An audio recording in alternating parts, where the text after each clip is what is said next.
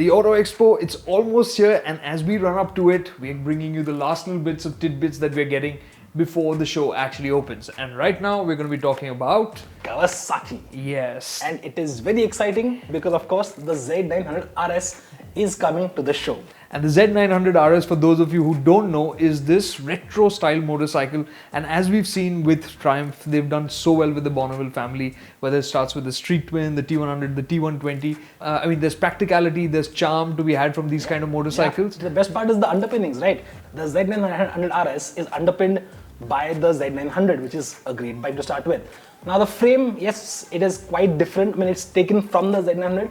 It's modified to sort of fit the more retro components on it, but the engine is essentially the same.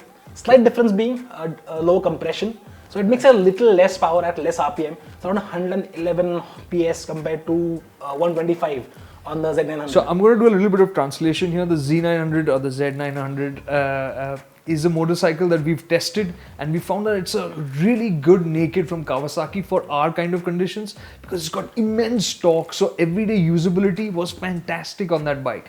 And now, like PD is saying, with the Z900 RS, they are actually taking it one step further because now you get more torque. Yes. Sorry, you get a little less torque, but it's available lower in the rev range. The engine is detuned, so it'll be smoother. So for everyday and it's use, a smooth engine to start with. Yeah, and it's an incredibly smooth engine. Yeah, we used to find like even in 6th gear, you could be at 40 50 kilometers an hour and just pull. Carry on, yeah.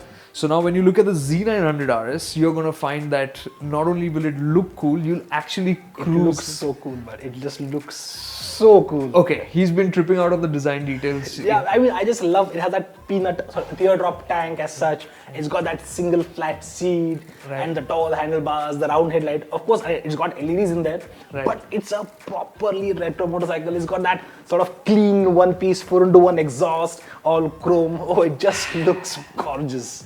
Okay, so it's going to be attractive from the word get-go. It should be great to ride, but will it be priced well? Kawasaki has a slightly iffy history on pricing. Yes, it's tricky because now internationally, the Z900 RS carries about a 20-25% increment over the regular Z900, which means in India, it might be about 9.25 lakh rupees, which is on the higher side for sure.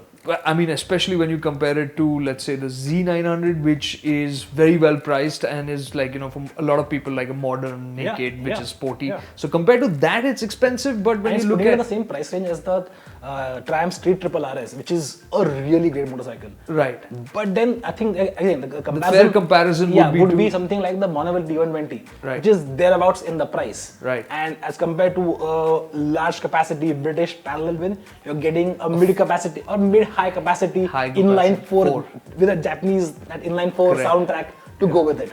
So I think it's a lovely combination. I think a lot of us are pretty much emotionally sold on that. Very much. But that's not the only thing that we'll be looking at the Kawasaki stall. We also have something lower down the price range, lower down the displacement class, and that will be the Ninja 400. Now internationally, at least in some markets, it is replacing the Ninja 300, and it will be the case in India at some point. We hope so. But I think, PD, the key point is you were talking about the design. The design has changed, the influence. Significantly. Now, if you look at the Ninja 300, it's clearly inspired by the ZXLR. It's got a sporty, very racy lines. Compared to that, the Ninja 400, it's got a slightly more boxy appearance, similar to the H2 and H2R. So there is that little bit of aggression, a little bit more muscle in there. And why I find that particularly interesting is because the engine, it's new. It's based off the 300, but it's a 400cc engine. Yeah. And yes, power has jumped from 39 to 45. Yeah.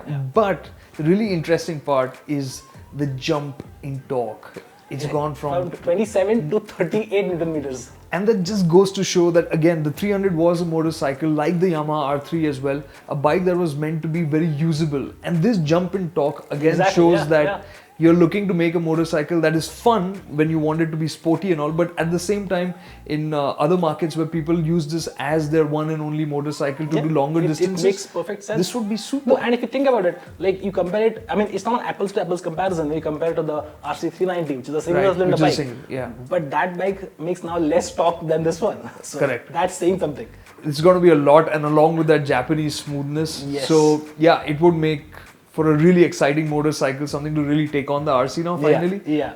But the price. Again. Yes. Yeah. Again, internationally we've been comparing the deltas between the Ninja 300 and Ninja 400, and that puts the price of the 400 Ninja. It's going to go up, no doubt. Little over 4 lakh rupees ex showroom. Yeah. Which is, I mean, it's fair in terms of where Kawasaki's bikes sit. Right. But just the RC compared to the made in India bikes, it's just quite a bit more. Yeah, but nonetheless, I mean, as is where it is, it's going to be a motorcycle worth looking forward to. There are a lot of people who want that Japanese refinement, that they don't mind shelling out. It might be a small number, but people who want that premiumness. Yeah, I mean, see, honestly, if you can afford it, and if you're not interested in out and out sport riding, I think it's a perfect motorcycle.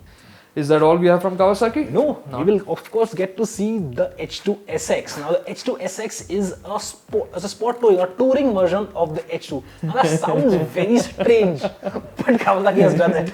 And this is, I mean, just to put things in perspective, this is not the first time. Kawasaki did that with the ZX14R as well, which was like the world's fastest and quickest motorcycle. Yeah, and they had a touring version of it with the panniers and all that. Exactly. So, I mean, can you imagine a Kawasaki H2 now, which is designed to go touring? So what they've done is they beefed up the subframe. I would say it's better for India now. It was never for India considering the price, but yeah, why not? But now I've got a really fast bike to tour. So what they've done is they've beefed up the subframe big time. So they can carry a pillion and carry luggage more easily. It's got racks, it's got attachments for panniers. Again, a very strange concept for an H2, but okay.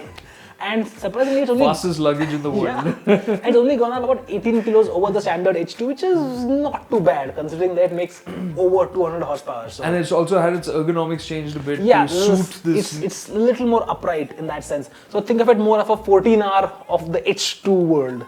Something on those lines. Okay, so I think that's broadly covering what we're expecting from Kawasaki. We hope to see the entire range there and maybe see a new focus on the Indian market from Kawasaki. Now they're going solo, they've been going solo, and pricing would be the best indicator of that seriousness. We really look forward to big announcements from Kawasaki at the Auto Expo. And of course, we'll be continuing our coverage of what's happening at the Expo and what will come at the Expo on our website. We'll have a link in the description, so do check that out. And if you haven't already, do subscribe and like this video.